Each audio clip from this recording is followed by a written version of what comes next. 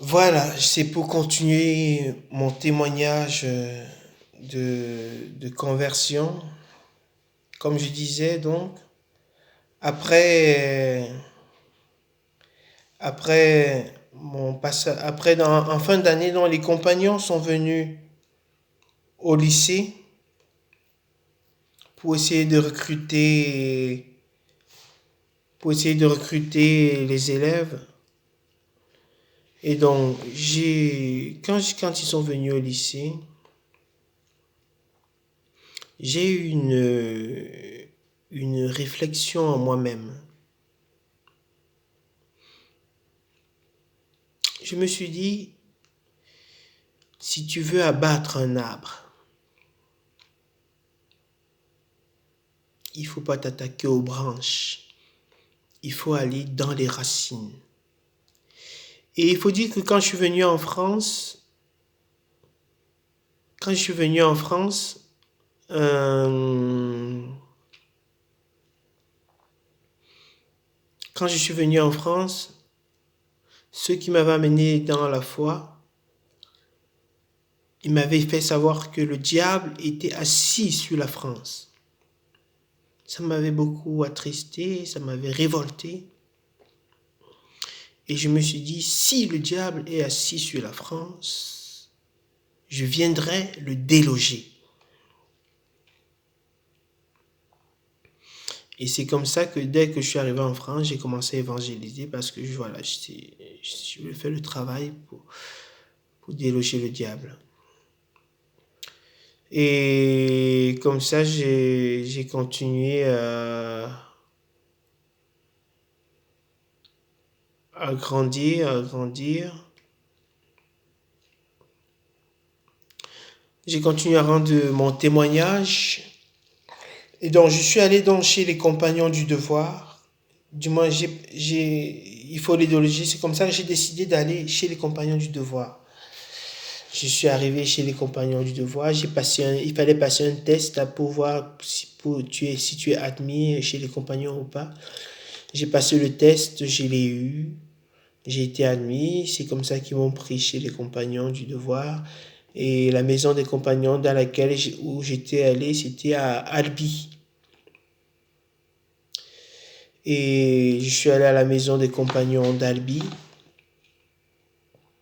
Et donc, arrivé à la maison des compagnons d'Albi, tout de suite, au niveau de la porte de la maison des compagnons d'Albi, on voit les signes de la franc-maçonnerie, l'équerre et le compas. Après, à l'intérieur, il y a sur les murs les images des 4 éléments, du feu, du vent, de l'eau, tout ça. Voilà. J'ai été là-bas avec ma caisse à outils, avec tout ce qui était marqué dessus. Et, euh,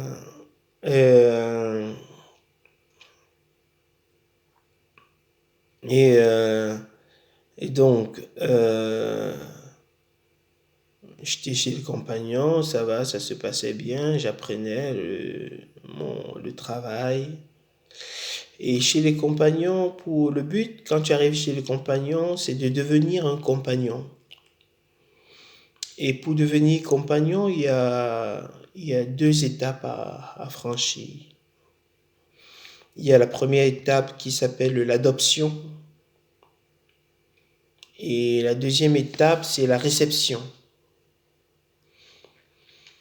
Pendant l'adoption, tu passes une cérémonie secrète. Une cérémonie secrète que ceux qui ont vécu n'ont pas le droit d'en parler avec ceux qui ne l'ont pas vécu. Et à chaque fois qu'il y avait cérémonie d'adoption dans la maison des compagnons, c'était vraiment bizarre. Le sentiment que ceux qui n'avaient pas été adoptés pouvaient avoir parce qu'ils allaient dans un lieu secret, dans une chambre secrète où ils faisaient les cérémonies Et tous ceux qui n'avaient pas le droit de savoir s'interrogeaient, qu'est-ce qui s'est passé. Et quand il finissait hein, l'adoption, il sortait de là avec l'adoption, avec un bâton, comme une canne, comme un bâton de commandement. On lui donnait une canne, une écharpe, comme une écharpe de mer, qui signifiait qu'ils sont des aspirants. Et là, ils étaient là avec leur canne, avec leur bâton et leur écharpe. Et ils chantaient des chansons. Il y avait des chansons, des chants compagnonites, des chants qui étaient à la gloire du travail, à la gloire des compagnons, du secret des compagnons. Bon, voilà, c'était ça. Et moi, j'étais là-bas. Et moi, j'étais chrétien, donc et ces chansons-là, je ne pouvais pas les chanter. Je ne pouvais pas les chanter. Et je ne les chantais pas. De peur d'être... Voilà, je ne les chantais pas. Mais un jour, j'avais vu chez les compagnons, j'avais vu un papier qui était marqué « Les méchants ne chantent pas ». J'ai dit « Mince, les méchants ne chantent pas, donc c'est moi le méchant ici alors, mon Dieu ». Il dit « Bon, je suis pris à l'œil, je suis observé ». Et voilà, j'ai continué ma vie là-bas. Et un jour même, j'ai pu amener un jeune aspirant à l'église évangélique. À l'église évangélique d'Albi. À l'époque, c'était le pasteur Guy Galifo qui était pasteur là-bas, à l'église évangélique d'Albi. J'ai pu amener un jeune compagnon là-bas à l'église d'Albi. Et voilà. J'ai continué ma vie là-bas chez les compagnons, en rendant mon témoignage par mes actes, par mes paroles. Et je me rappelle un jour, un jeune de chez les compagnons est venu me voir dans ma chambre et m'a dit Charles, comment on fait pour connaître Dieu? Et moi, j'étais tellement surpris par cette question que je me posais la question de savoir qu'est-ce qui s'est passé pour qu'il vienne me poser cette question? Qu'est-ce qui s'est passé? Et j'étais tellement troublé par cette question que franchement, je n'ai pas su quoi lui dire ce jour-là. Je n'ai pas su quoi lui dire. Il me dit, dis-moi, on fait comment on prie, montre-moi, montre-moi. Il voulait. Mais moi, j'étais paralysé par le fait de ne pas savoir qu'est-ce qui s'est passé. J'avais peut-être tort, j'aurais dû prier avec lui. Voilà. Et c'est comme ça que euh, c'est comme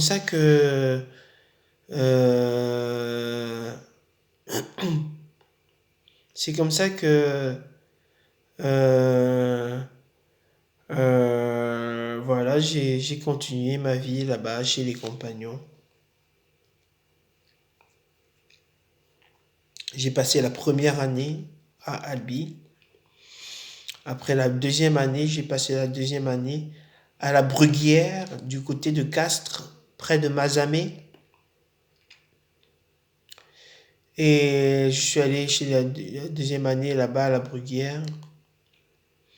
Et là, un jour,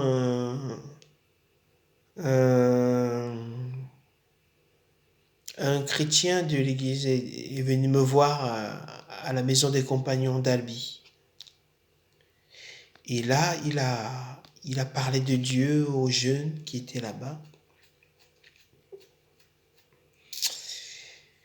Et c'est là que le prévôt, ce qu'ils appellent le prévôt ici, en fait, dans chaque maison de compagnons, il y a un prévôt, il y a une mère qui est appelée la mère des compagnons, une mère qu'ils appellent ma mère, et le prévôt, qui est le père de la maison des compagnons.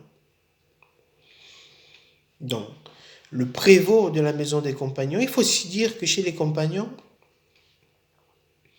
En fait, les gens avec qui tu es, tu ne les connais pas. Pourquoi? Parce que leur nom est caché. Parce qu'en fait, quand tu arrives chez les compagnons, quand tu es nouveau comme moi, j'étais nouveau, on te donne, tu portes un nom. Pour ceux qui travaillent à l'intérieur, dans les maisons, à l'intérieur comme des menuisiers, le nom, ils étaient appelés des pays. Et pour ceux qui travaillaient à l'extérieur, comme les maçons, ils étaient appelés des coteries. Donc, quand je me présentais en tant que nouveau et stagiaire menuisier, je me présentais comme le pays Ganda, stagiaire menuisier. Et puis, quand tu es adopté comme aspirant, tu ne t'appelles plus le pays Ganda, tu t'appelles le pays selon la région d'origine d'où tu viens. Par exemple, si je suis Montalbanais, on va m'appeler le pays Montalbanais, le pays Montalbanais, aspirant compagnon. On m'appellera Montalbanais. Et ce qui fait que tous ceux qui étaient compagnons que j'ai connus là-bas, jusqu'à aujourd'hui, je ne saurais te dire leur nom parce que c'était caché. Je les appelais le pays Manceau ou la coterie toulousain.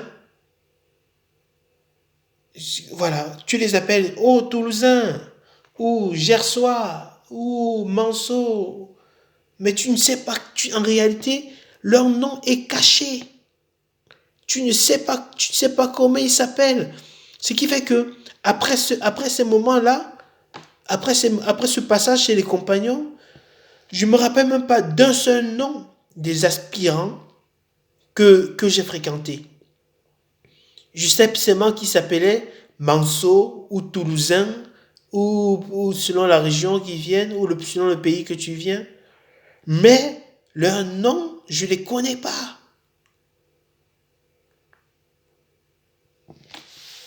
Voilà. Et c'est comme ça que voilà, j'ai grandi, j'ai continué chez les compagnons. J'ai prêché l'évangile. Et donc, un jour, donc, un chrétien était venu chez les compagnons, chez les compagnons. Et là, il a, il a parlé de Dieu aux jeunes de la maison des compagnons. Comme moi je le faisais d'ailleurs. Et là, le prévôt de la maison des compagnons est venu et il a appelé mes parents.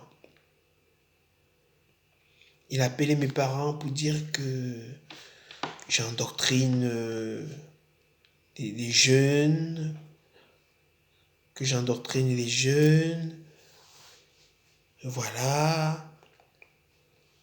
C'est comme ça que, c'est comme ça que, euh, c'est comme ça que, c'est comme ça que,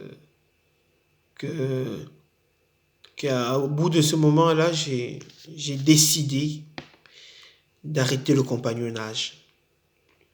Et quand il avait dit à mon père que j'endoctrinais les gens, mon père m'avait dit, si tu arrêtes le compagnonnage, ne viens plus chez moi. J'ai rien dit. Et là, c'est là que j'ai décidé d'arrêter le compagnonnage parce que j'ai vu que si je continuais, si je devais devenir un aspirant, passer cette cérémonie secrète, je ne sais pas ce qui se passe là-bas dans cette cérémonie secrète. Je me rappelle un jour, un compagnon m'avait dit, si pendant l'adoption, il y a quelque chose qui se passe qui n'est pas en accord avec la Bible, qu'est-ce que tu fais? Je lui ai dit que j'allais arrêter le compagnonnage. Bon, il m'a rien dit. Et donc j'ai décidé donc d'arrêter le compagnonnage en ce moment-là pour bon, j'ai pas voulu aller plus loin, j'ai pas voulu mettre mon âme en danger, et puis bon, voilà, les secrets, tout ça là, les trucs, voilà, bon, peu importe, j'ai arrêté le compagnonnage. Et donc j'ai arrêté le compagnonnage, j'étais à Mazamet, à Albi, à La Bruguière. Donc j'ai quitté la maison des compagnons. Chez les compagnons, ils m'ont cherché un foyer. Ils m'ont mis dans un foyer catholique là-bas. Je suis allé dans ce foyer, voilà. Et j'étais là-bas et voilà, je vivais ma vie. J'étais triste quand même un peu, pas à cause des paroles de mon père. Je pleurais souvent, je priais, je disais Seigneur, qu'est-ce qu'il y a, Seigneur, mon Père, Seigneur. Et c'est comme ça que, voilà. Donc j'ai passé quelques mois là-bas. Après, comme j'étais en contrat, mon contrat s'est achevé. Et bon voilà, j'avais plus de travail. J'ai décidé de retourner chez mes parents à Montauban. J'ai appelé mon père, j'ai dit oh, je veux rentrer à la maison. Il a dit bon, il est venu me chercher à Mazamet avec le camion de notre voisin, monsieur Torbiero. Avec ce camion parce que j'avais une moto à l'époque. J'ai pris ma moto, j'ai mis dans le camion et on a pris la route avec mon père. On est rentré à Montauban. Et donc, arrivé à Montauban, mon zèle a augmenté. Mon zèle a augmenté et j'ai commencé à prêcher partout. Je prêchais. Et là, j'ai eu une idée. Comme j'avais une moto, j'ai fait un étendard derrière ma moto. J'ai fait un étendard, j'ai fait 2 piquets en vertical comme ça, en V. Deux piquets en V. J'ai sculpté comme des flammes de feu au bout de ces piquets. Des flammes de feu. Et j'ai écrit sur l'étendard gloire à Dieu. Et en bas de l'étendard, j'avais sculpté Jésus. Et au niveau du feu arrière,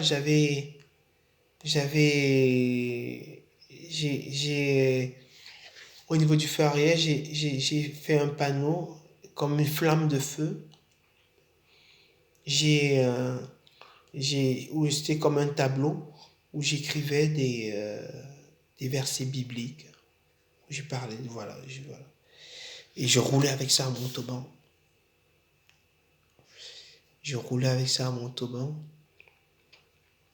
Et là, un jour, mon père m'a dit, si tu continues, je vais te tuer.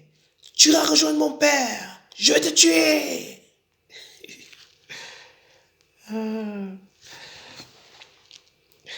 C'est comme ça que, voilà, j'ai dit, bon, d'accord. Et bon, la Bible dit que il est préférable d'obéir à Dieu plutôt qu'aux hommes. J'ai continué ma vie d'évangélisation, sans frein.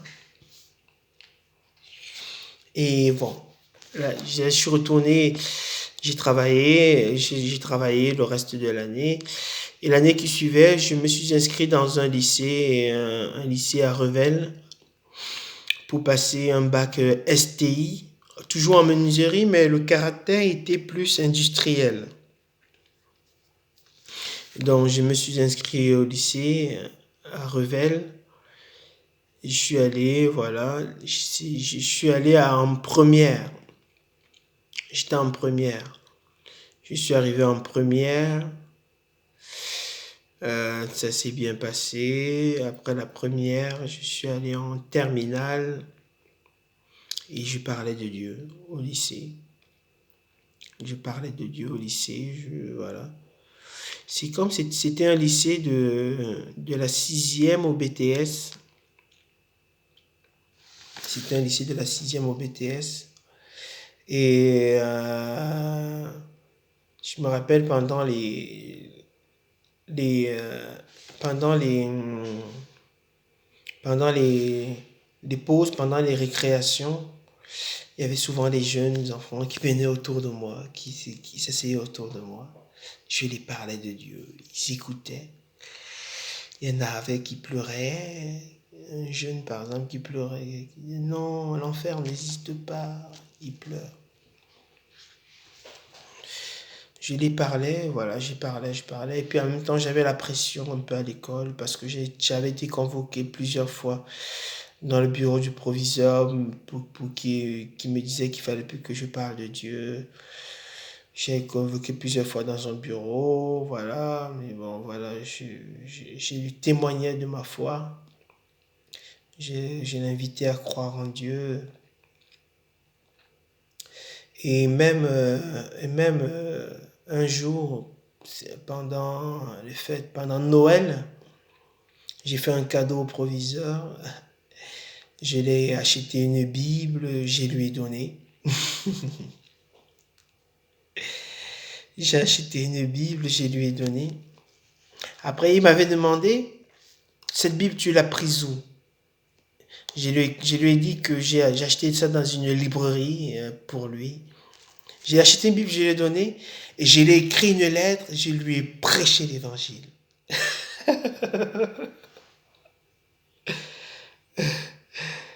Aïe, aïe, aïe. Et, euh, et j'ai continué. Et aussi, là, en fin d'année, il fallait passer le bac. J'avais la pression à l'école. Et j'avais la pression à la maison parce que le proviseur écrivait à mes parents. J'avais fait quelque chose, j'avais fait un, j'avais pris un carton que j'avais mis devant moi et derrière moi, comme un habit comme ça qu'on met sur l'épaule, que ça se voit devant et derrière. Sur le carton, j'avais écrit euh, j'ai, le grand roi a pris le risque de demeurer chez moi. Risque, point d'interrogation. Ne vous en faites pas, c'est un grand mathématicien, aussi grand qu'est son nom, Jésus-Christ. Il veut faire de même chez vous. Et, et c'est comme ça que, bon, voilà, j'avais ça, je mettais ça sur moi dans, en dehors de l'établissement, quand j'étais en dehors quand je sortais de l'établissement, quand j'étais dans la rue, voilà. Et là, les élèves qui me voyaient faire tout ça, en fait, ils m'écoutaient beaucoup quand même. Ils m'écoutaient beaucoup. Même mes camarades de classe, tout ça, ils m'écoutaient beaucoup. Ils me suivaient même, ils m'écoutaient, ils m'écoutaient. Ils avaient un certain respect pour moi. Voilà, voilà, je parlais de Dieu, voilà. Et euh, euh, qu'est-ce qui s'est passé encore après, donc, comme j'avais la pression à l'école et à la maison, et aussi à cause de ma peur du bac, surtout à cause de la peur du bac et la pression qui était que des occasions, je sais pas comment je peux dire, j'ai décidé d'arrêter l'école. J'ai décidé d'arrêter l'école. J'ai arrêté l'école, voilà, au deuxième trimestre en terminale. J'ai arrêté l'école et voilà, je suis rentré euh, à la maison. À la maison, j'avais la pression, tout ça. À l'époque, à cause de cette pression, j'étais même parti de la maison. J'étais allé chez des chrétiens, voilà, chez des chrétiens, voilà. J'avais habité chez eux. J'avais habité chez Bernard Thierry. Et voilà, donc j'ai habité là-bas. Et bon, voilà, j'ai continué. Et,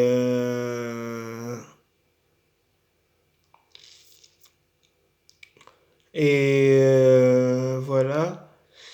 Euh, et donc après ça, donc après ces moments, je suis retourné, j'ai travaillé. Quand j'ai arrêté l'école, j'ai travaillé jusqu'à la fin de l'année.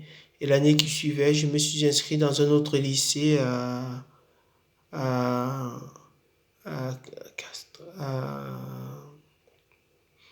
dans l'Aveyron là-bas, à Decazeville. Je me suis inscrit dans un lycée à Decazeville pour continuer mon bac STI. Et j'ai continué le bac STI dans ce lycée à Decazeville. Et arrivé à Decazeville, voilà, j'ai continué mon témoignage, je parlais de Dieu, j'écrivais souvent sur le tableau des versets bibliques. Voilà, c'était ça ma vie. Et, euh, et c'est là qu'un jour le proviseur m'a fait appel. Il m'a convoqué à son bureau et il m'a dit je devais faire un choix. Soit j'accepte de voir un psychologue, soit il me renvoie du lycée parce que pour lui, j'étais pas normal. J'étais pas normal, voilà, le fait que je parle de Dieu, j'étais pas normal. Et je n'ai rien dit, j'ai réfléchi, je me suis dit, bon, si on me renvoie du lycée, mes parents, qu'est-ce qu'ils vont dire, tout ça. Et j'ai fait le choix de voir un psychologue. Et donc c'est comme ça que j'ai commencé à voir le psychologue qui a commencé à me dire que tout ce que je croyais sur Dieu, je me faisais des illusions, que je me faisais des illusions. Et bon voilà, j'ai continué, j'ai rien dit, j'ai continué ma vie. Mais un jour, quelques temps après, un jour, ils m'ont emmené en hôpital de psychiatrie de Caseville. Mais c'était pas pour m'interner, c'était pour me faire des menaces. Ils m'ont dit, si tu continues, on va t'enfermer en psychiatrie. Et bon, voilà, j'ai rien dit. J'ai rien dit, et voilà. Et après, bon, voilà, j'ai continué ma vie. J'ai continué ma vie. Je n'imposais l'évangile à personne. Je n'imposais l'évangile à personne. Et d'ailleurs, tous ceux avec qui je parlais m'écoutaient toujours. Donc, mais ceux qui étaient dérangés, c'était plutôt les autorités de l'école, plutôt que, voilà. Il y en a qui m'écoutaient, voilà. Voilà, voilà, voilà, c'était comme ça. Et c'était au point que parfois, au lieu même d'être avec les autres élèves, je me retirais d'eux. Je restais seul dans mon coin. Après, ceux qui venaient vers moi, voilà, on parlait de tout, et voilà. Et, et, euh, et puis voilà, après ça, Après ça, donc,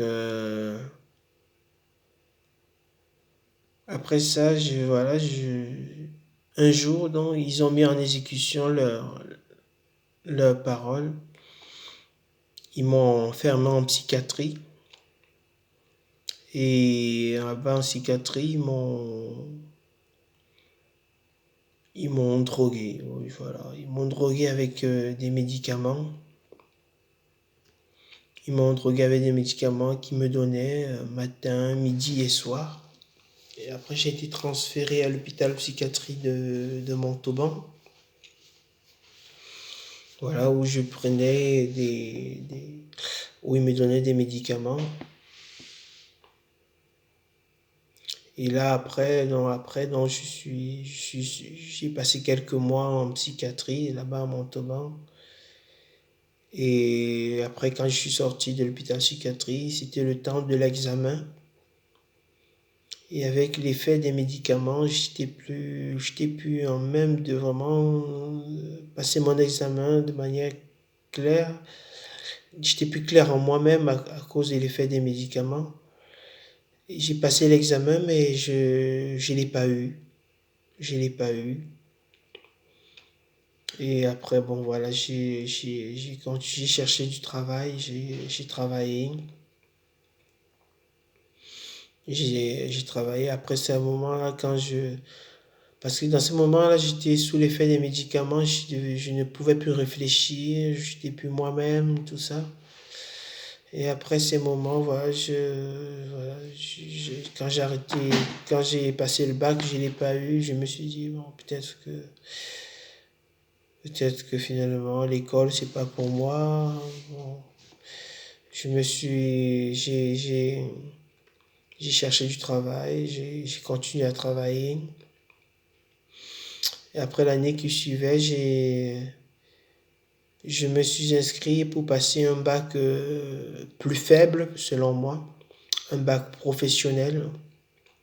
Et je me suis dit, au moins, le bac professionnel, je pourrais l'avoir, parce que c'est un niveau un peu plus faible.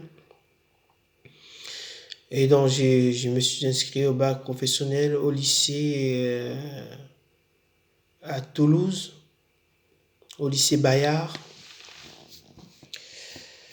Et comme ça, j'ai été au lycée Bayard à Toulouse. J'ai passé mon... J'étais en terminale. C'était un bac en agencement, en menuiserie d'agencement. Euh, j'ai passé l'année. Au moment où il fallait passer l'examen, c'était à l'époque, je crois, j'avais arrêté le traitement.